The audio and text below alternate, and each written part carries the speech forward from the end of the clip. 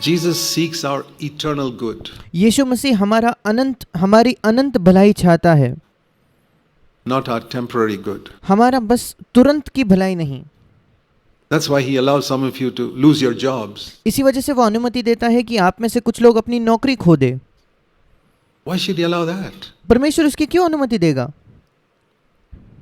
Why does he allow us to go through certain difficulties in life which he could easily save us from? वो क्यों हमें हमारे जीवन में कुछ कठिनाइयों का अनुभव करने देता है, जिन कठिनाइयों से वो आसानी से हमें बचा सकता था? One, I'll tell you two reasons. One, मैं आपको दो कारण बताऊंगा। it is to make us a little more like him. एक तो हम थोड़ा ज्यादा यीशु जैसा बन जाए, इसलिए To detach us a little more from this world. इस संसार से और थोड़ा हमारा अलगाव हो जाए, इसलिए And also to enable us to have compassion for others who are suffering. उसी के साथ साथ इसलिए ताकि हमारे अंदर भी उन लोगों पर तरस आए या दया आ जाए जो पीड़ा उठा रहे हैं। You can never, if you never experience sickness in your life, you'll never be able to sympathize with someone else who's. अगर आपने अपने जीवन में कभी बीमारी का सामना नहीं किया है, अनुभव नहीं किया है, तो आप कभी उस व्यक्ति के साथ सहानुभूति नहीं रख पाओगे जो बीमार है। You can go and pray for that person, but you won't. But you need to have a little experience of what he's going through. आप जाकर उस व्यक्ति के लिए प्रार्थना तो कर सकते हो, पर आपके पास थोड़ा सा अनुभव होना चाहिए कि वो व्यक्ति किस परिस्थिति से गुजर रहा है। For example, when the Lord doesn't answer your prayer immediately, you pray and pray and pray and pray for something a number of days. उदाहरण के तौर पर अगर प्रभु आपके प्रार्थना का जवाब तुरंत नहीं देता और आप किसी विषय में प्रार्थना करते रहते हो कई दिनों तक, Nothing happens. You can understand. और फिर कुछ नहीं होता, तब आप समझ पाओगे Someone else is going through who's probably prayed for something for 6 months. कि दूसरे व्यक्ति किस परिस्थिति से जा रहे हैं जिन्होंने शायद किसी बात के विषय में 6 महीनों से प्रार्थना कर रहे हैं, And something which God could have answered immediately, and he doesn't. और जिस प्रार्थना का उत्तर परमेश्वर तुरंत दे सकता था पर उसने नहीं दिया। But who at the end of it, you can still say, no, my Lord is faithful. पर उसके अंत में भी हम कह सकते हैं कि नहीं, मेरा प्रभु विश्वास योग्य है। I will not, like Job said, जैसे अय्यूब ने कहा, even if he slays me, I will trust in him. यद्यपि वो मेरा घात क्यों ना कर दे, मैं उसमें आशा करूंगा, मैं उसमें भरोसा करूंगा। What a verse that is. Let me turn you to book of Job and see something वो एक क्या ही अद्भुत वचन है। आइए हम निकालेंगे अय्यूब की पुस्तक interesting that he said over there. और देखेंगे वहां अय्यूब ने कुछ दिलचस्प कहा। Job 13 and verse 15. अय्यूब 13 उसका 15 वचन। That's a great verse. ये एक अद्भुत वचन है For a man who had no Bible, एक ऐसे मनुष्य के लिए जिसके पास बाइबल नहीं थी, no Holy Spirit, उसके पास पवित्र आत्मा नहीं था, no fellowship, संगति नहीं थी, no meetings. कोई सभाएं नहीं थी, For him to say something like this, उसके लिए ऐसा कुछ कहना, even if he slays me, Job 13:15, अय्यूब 13:15, वो मुझे घात करेगा तो भी I will hope in him. मैं उस पर आशा करूंगा। और हिंदी में इसका अनुवाद गलत दिया है। हिंदी में लिखा है कि वो मुझे घात करेगा, मुझे कुछ आशा नहीं, बल्कि इंग्लिश में लिखा है वो मेरा घात क्यों ना कर दे, मैं उस पर आशा करूंगा, I will trust him. मैं उस पर भरोसा करूंगा।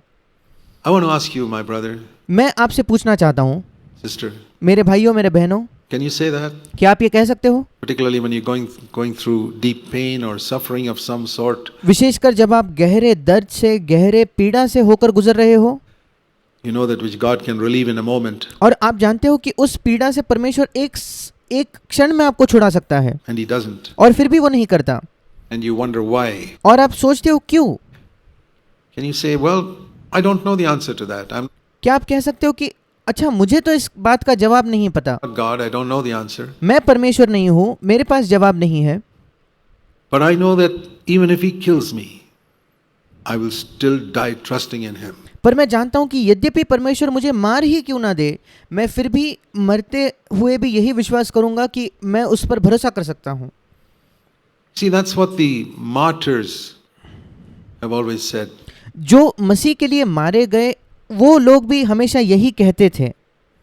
See, the difference between John the Baptist, who was the greatest prophet, और यूहन्ना बपतिस्मा देने वाला जो सबसे महान भविष्यद्वक्ता था, उसमें और दूसरों में अंतर in the Old Testament.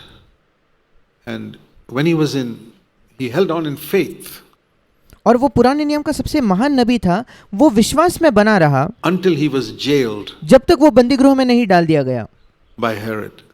Herod राजा के द्वारा।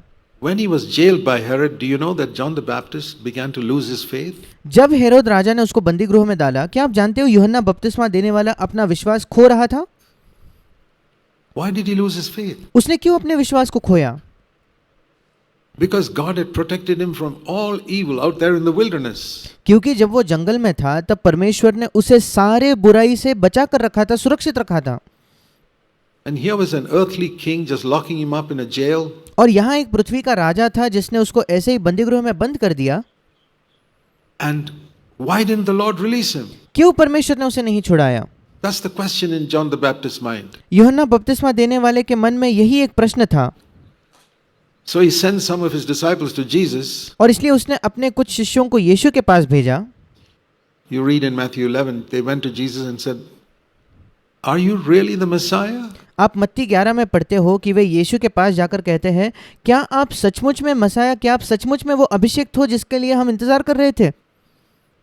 Or do we have to wait for the Messiah still to come?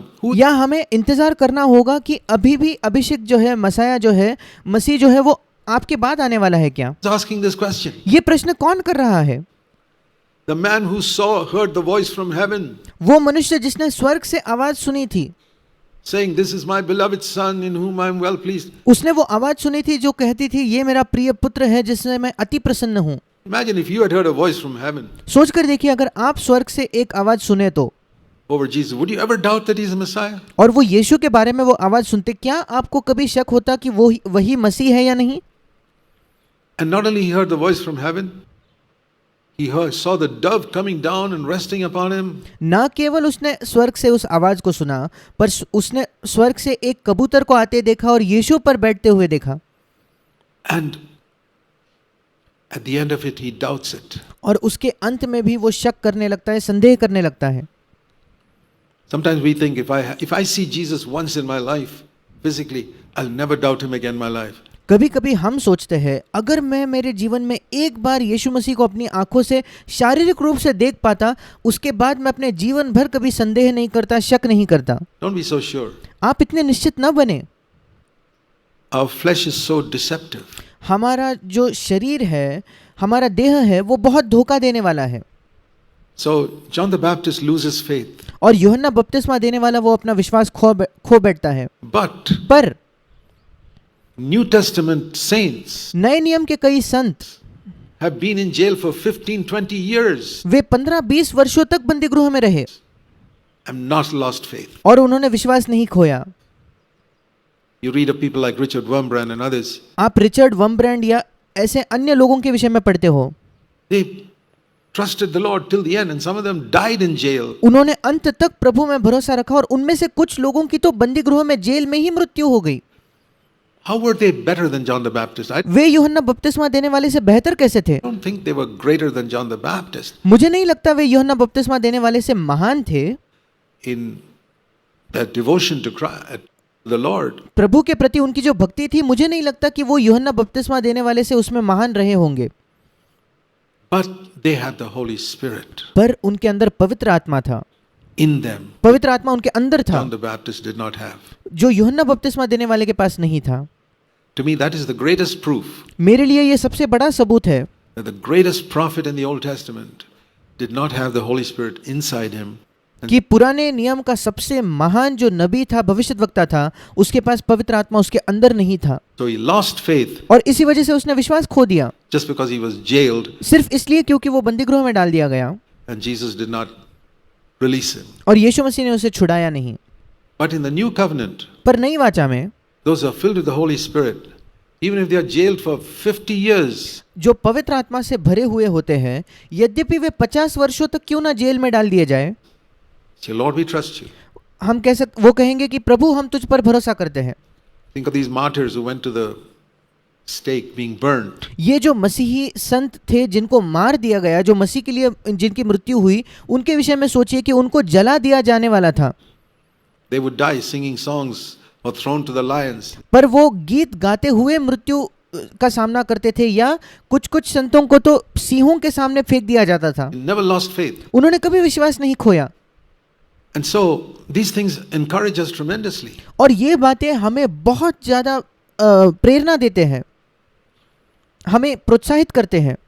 What about us? हमारे विषय You में क्या? lose faith when some little prayer you prayed didn't get answered in 1 week. क्या आप विश्वास खो बैठते हो अगर कोई छोटी सी प्रार्थना जो आपने की वो एक हफ्ते में उसका उत्तर ना मिले तो, Or didn't get answered in 6 months. या 6 महीने में उसका उत्तर ना मिले तो? Take courage from these people who have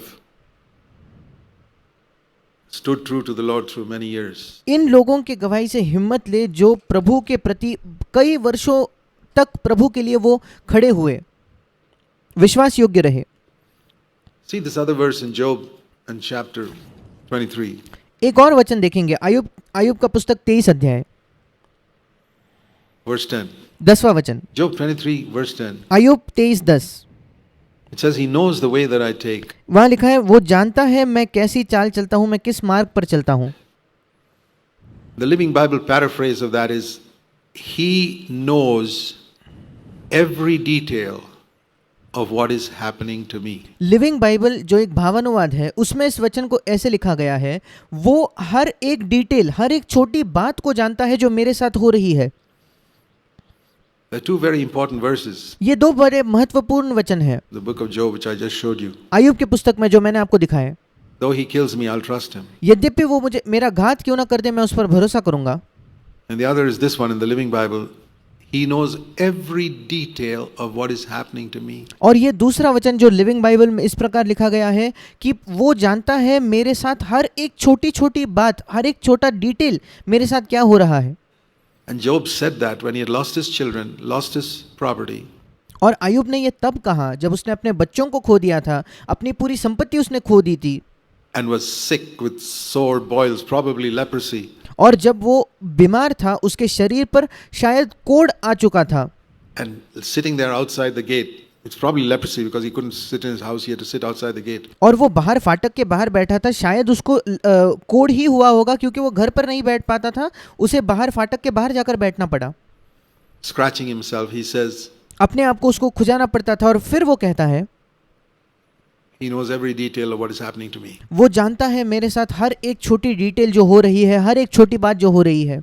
Amazing ये अद्भुत है that a man under, not even under the old covenant, कि एक ऐसा व्यक्ति जो शायद पुरानी वाचा के भी अंदर नहीं था, अधीन नहीं था, who lived before Moses, जो मूसा के भी पहले जिया, could say that. वो ये कह सकता था। It's a tremendous challenge to me. ये एक अद्भुत मेरे लिए चुनौती थी। Lord, would I be able to say that? प्रभु क्या मैं ये कह पाता? If I lost all my children and lost all my property and money, अगर मैं अपने सारे बच्चों को खो देता, अपनी सारी संपत्ति खो देता तो, and on top सारा of that I पैसा, got leprosy, और उससे भी ऊपर अगर मुझे कोढ़ हो जाता तो, and I'm put outside और मुझे बाहर डाल दिया जाए तो, where people don't want to talk to me, और जहाँ लोग मुझसे बात भी नहीं करना चाहे तो, and I sit there scratching myself and say, और वहाँ मैं बैठकर अपने आप को खुजा रहा हूँ और तब मैं कहता हूँ my Lord knows every detail of what is happening to me. मेरा प्रभु जानता है मेरे साथ हर एक छोटी बात क्या हो रही है। वो How little it takes for us to question God. हमें कितनी छोटे से उकसाने की जरूरत पड़ती है, और तब हम प्रभु को प्रश्न करने लगते हैं, To doubt Him, हम उस पर शक करने लगते हैं, छोटी सी बात पर to complain. हम शिकायत करने लगते हैं।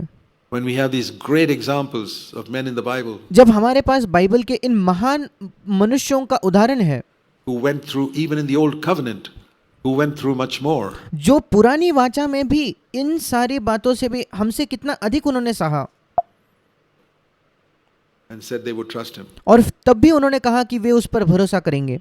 And the wonderful thing is, in the new covenant, it's a step further. पर अद्भुत बात तो ये है कि नई वाचा में तो एक कदम इससे भी आगे जाता है, Than Job 23:10. Job आयुब 23:10 से भी एक कदम आगे। 23:10 only says, He knows every detail of what is happening to me.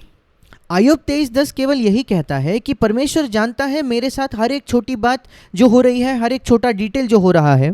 But Romans 8:28 says, He makes those details work for our good. पर रोमियो 8:28 कहता है कि वो सारी छोटी बातों को मिलकर हमारे लिए भलाई को उत्पन्न करता है। That Job did not know. ये बात आयुब नहीं जानता था। Job only said, God knows पर आयुब ने केवल यही कहा, परमेश्वर जानता है, everything happening to me. हर एक चीज जो मेरे साथ हो रही है वो जानता है। That itself is a tremendous comfort. वो अपने आप में एक बड़ा सांत्वन है To know that my Heavenly Father knows every detail of what is happening. ये जानना कि मेरा स्वर्गीय पिता हर एक छोटी बात जानता है जो मेरे साथ घट रही है, जो मेरे साथ हो रही है। But imagine the greater comfort it is पर कल्पना करके देखिए, इससे भी बड़ा सांत्वना तो ये है when you realize that He's making those very things which appear to be harmful जब आप इस बात को समझते हो कि परमेश्वर उन सारी बातों को लेकर जो दिखने में तो हमारे लिए ऐसा लगता है कि ये हानिकारक है, to work for our good. पर उनसे भी वो हमारे लिए भलाई को उत्पन्न कर रहा है। Romans 8:28. रोमियो 8:28। We know. हम and it's a जानते very हैं, important statement. और ये बड़ा महत्वपूर्ण कथन है। It's not, don't start with God causes all things to work together for good. That is what many people say. इसकी शुरुआत ऐसे न करे कि परमेश्वर सब बातें मिलकर भलाई ही को उत्पन्न करता है। कई लोग ऐसे कहते हैं, इस वचन की शुरुआत ऐसे करते हैं। It's right. वो सही तो है, But you should be able to say, I know.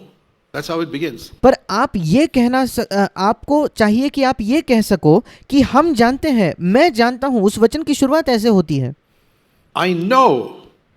It's a confession of faith. मैं जानता हूं, ये एक विश्वास का अंगीकार है।